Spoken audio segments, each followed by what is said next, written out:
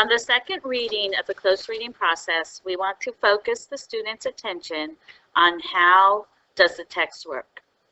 Begin by setting a purpose for reading based on vocabulary, text structure, or author's craft. Reread the text to the students, or the students will reread the text independently.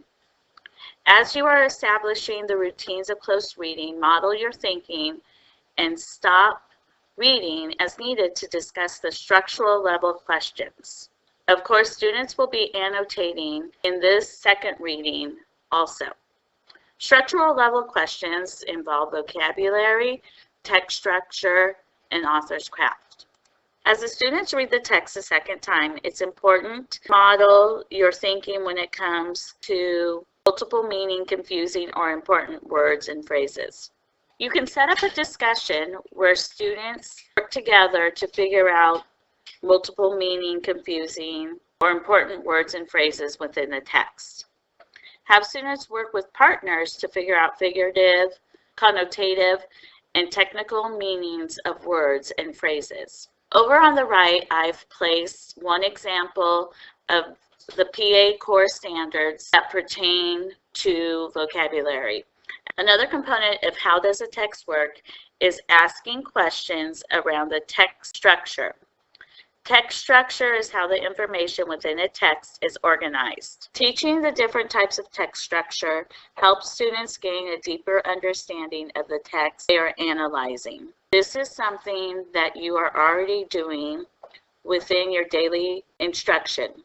It's important to make sure that the instruction is systematic and involves text structure.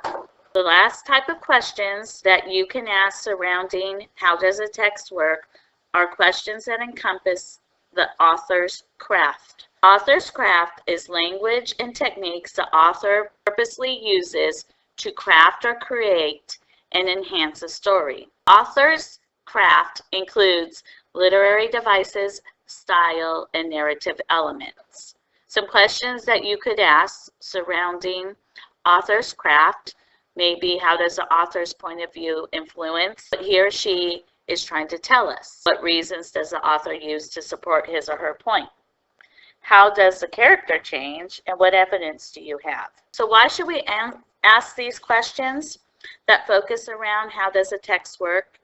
I think Fisher and Fry put it best when they said that these questions prompt children to look beyond what is at the surface in order to more closely examine the internal workings of the text. One final note would be to consider how you are going to have students annotate during the second reading. I have used circling confusing words or phrases and then to find evidence that explains the definition or meaning of that word. If the meaning is not obvious within the text, as students discover the meaning by looking it up or by discussing it with their partners, they can write the meaning of the word or phrase in the margins of the text.